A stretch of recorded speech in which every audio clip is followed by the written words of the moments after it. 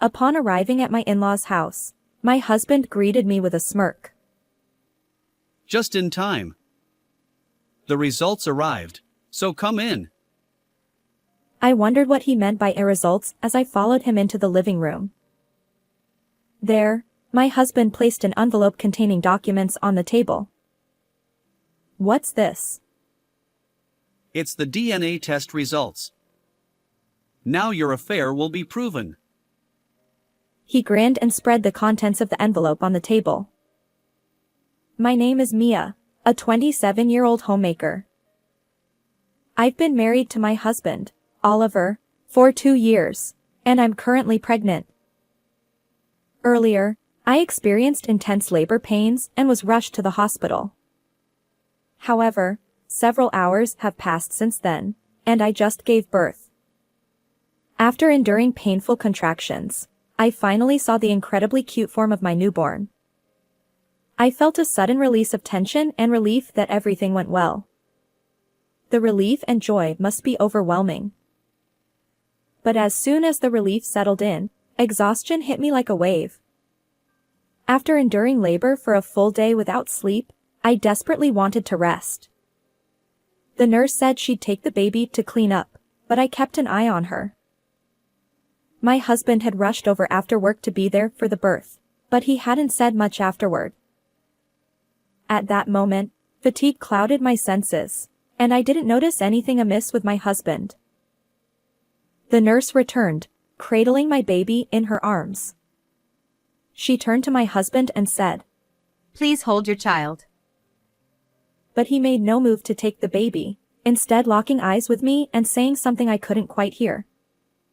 Exhaustion clouded my senses. I was still recovering from my own procedures, unable to focus on his words. "What did you say?" I asked, but he left the room without answering, never once holding our child. I wondered what had happened as the nurse and doctor exchanged uncomfortable glances. Confused and drained, I drifted off to sleep. Afterward, I found myself in the hospital room, and my child had been taken to the neonatal unit. The next day, my husband didn't visit the hospital at all. According to the nurse, he had been there and met our child, but he avoided my room. Then, an unexpected message arrived from him. Let's discuss divorce once you're discharged. I couldn't comprehend it. Why now? When I asked for an explanation, he remained silent. Shocked and physically weakened, my hospital stay extended. Finally discharged, I returned home, but my husband was nowhere to be found. Glancing around the room, I noticed several missing clothes from the closet. He must have gone back to his parents' house, I thought, feeling even more despondent. I messaged him, "I've been discharged now." His reply came, Let's discuss this Saturday at 1 p.m. at my parents' place. What was going on? Had I done something? As the day of our discussion approached, I brought my own parents along to my in-laws' house.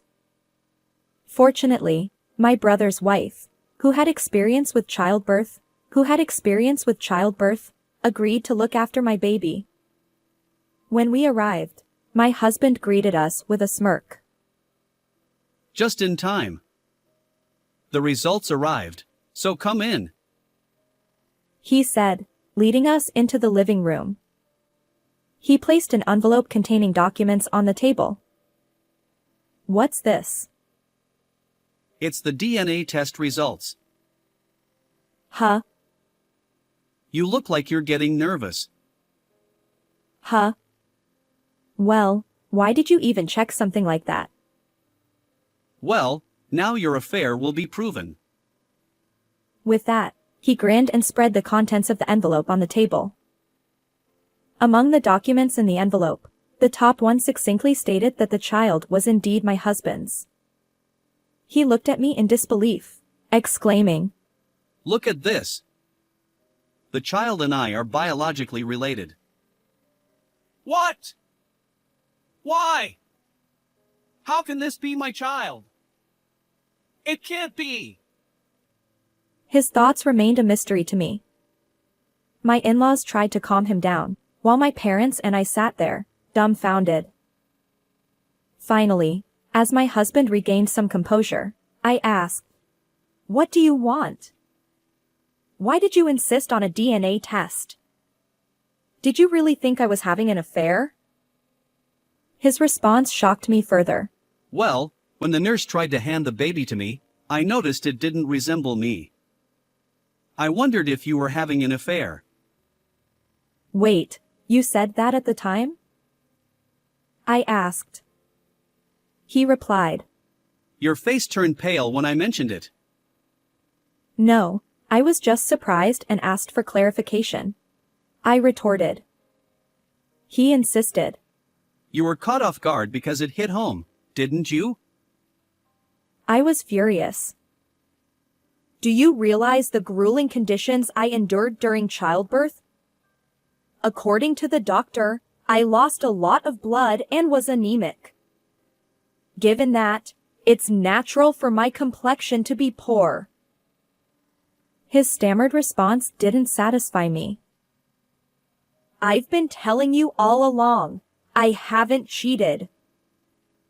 When I confronted my husband about why he had such suspicions, he revealed that before my childbirth, he had been researching various aspects of the process online. During his research, he came across the term brood parasitism, which refers to a situation where a wife intentionally conceives a child with someone other than her husband. Apparently, he stumbled upon numerous accounts of women allegedly attempting this.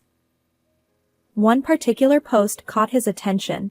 A man described how, during the birth of his child, he had noticed that the baby's face looked nothing like his own.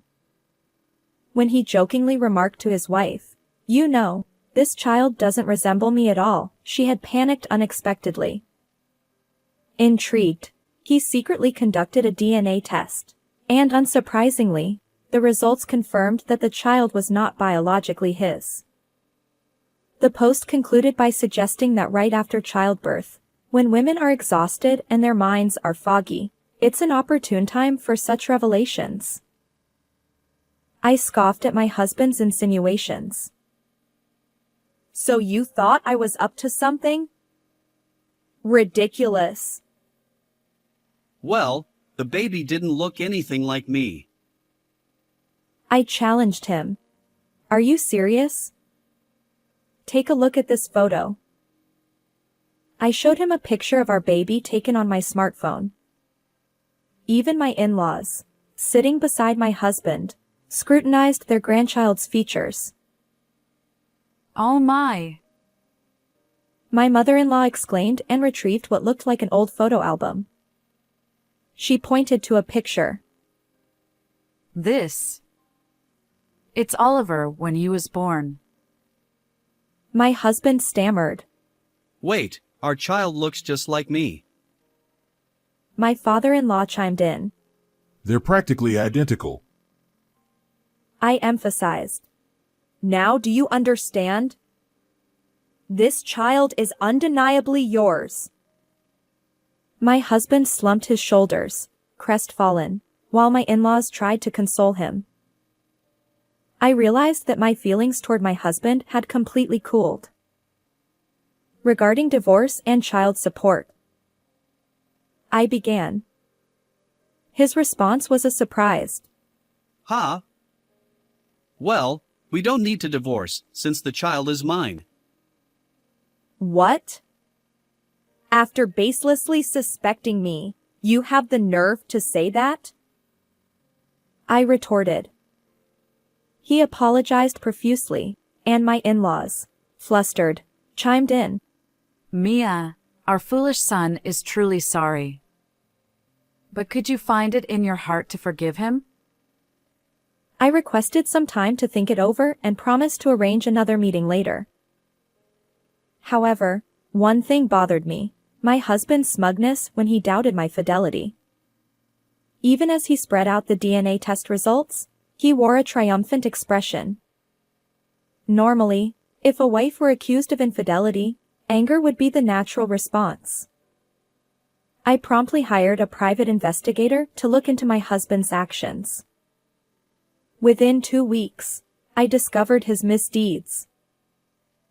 He had been having an affair with a coworker, and their relationship was quite intimate.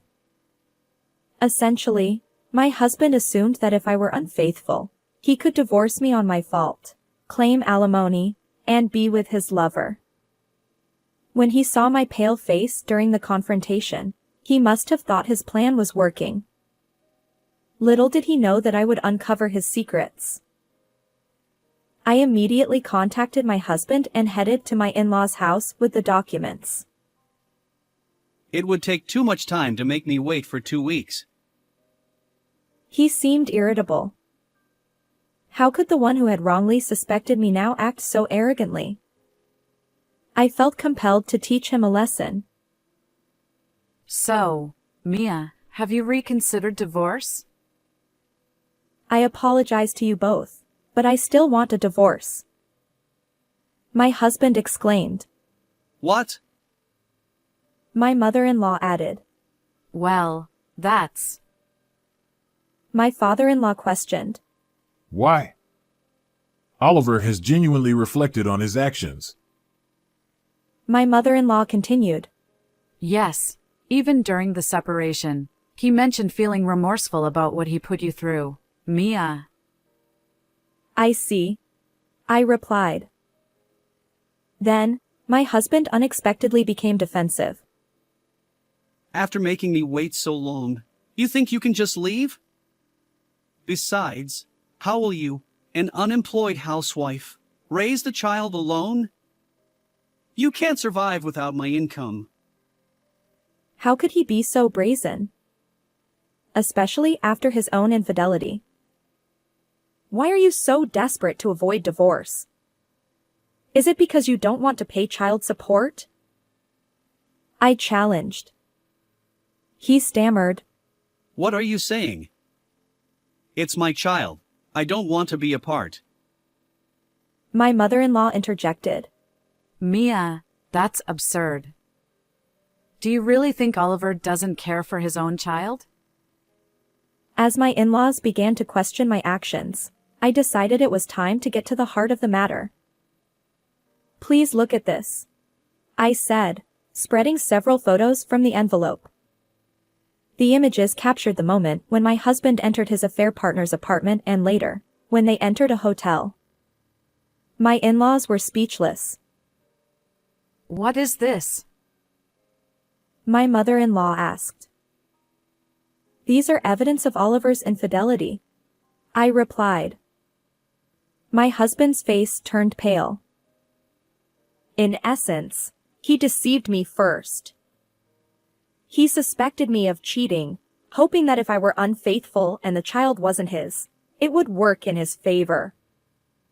But I was completely innocent, so he panicked.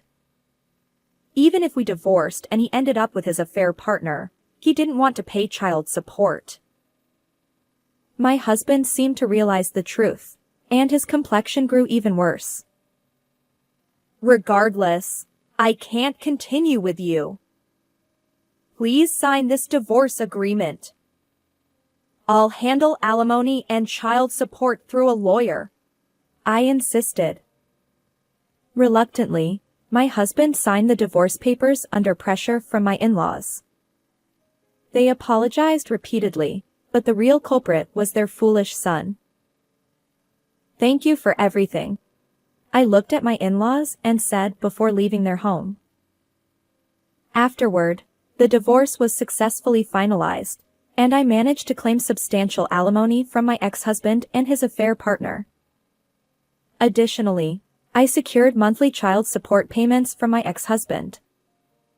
Unfortunately for them, their actions have consequences, and they now face cold stares from colleagues at work. You see, my ex-husband had already spread rumors about me being unfaithful at his workplace. However, the truth revealed that he was the one who had cheated, causing his reputation to plummet among coworkers. Interestingly, I learned about this from an acquaintance at my ex-husband's workplace.